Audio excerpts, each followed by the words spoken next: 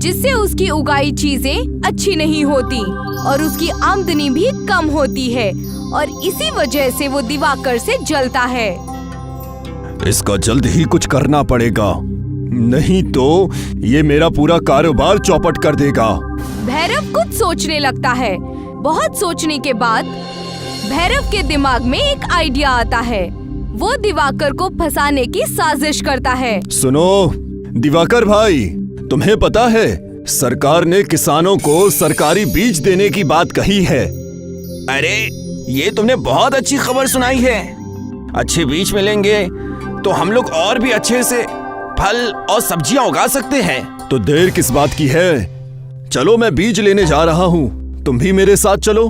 भैरव अपने साथ दिवाकर को ले जाता है और उसे एक सरकारी बीज भंडार से बीज के कुछ पैकेट्स देता है।